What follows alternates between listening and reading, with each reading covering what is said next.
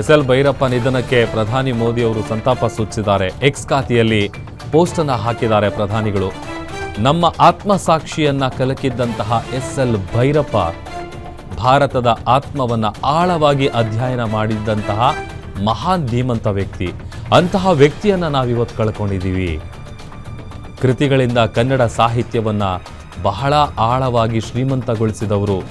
ಅವರ ಕುಟುಂಬಕ್ಕೆ ದುಃಖ ಭರಿಸೋ ಶಕ್ತಿ ಕೊಡಲಿ ಅಂತ ಸಂತಾಪ ಸೂಚಿಸಿದ್ದಾರೆ. ಎಕ್ಸ್ನಲ್ಲಿ ಪೋಸ್ಟ್ ಮಾಡಿ ಪ್ರಧಾನಿ ನರೇಂದ್ರ ಮೋದಿಯವರು ಮಾಡಿರುವಂಥ ಪೋಸ್ಟ್ ಕೂಡ ತೋರಿಸ್ತಾ ಇದ್ದೀವಿ. ಅವರನ್ನು ಭೇಟಿಯಾದಂಥ ಸಂದರ್ಭದಲ್ಲಿ ತೆಗೆದಿರುವಂಥ ಫೋಟೋವನ್ನು ಶೇರ್ ಮಾಡಿದ್ದಾರೆ. ಈಗಷ್ಟೇ ಪೋಸ್ಟನ್ನು ಹಾಕಿ ಸಂತಾಪವನ್ನು ಸೂಚಿಸಿದ್ದಾರೆ ಪ್ರಧಾನಿ ನರೇಂದ್ರ ಮೋದಿಯವರು. ಅವ್ರ ಬಗ್ಗೆ ಹಾಡಿ ಹೊಗಳಿದ್ದಾರೆ.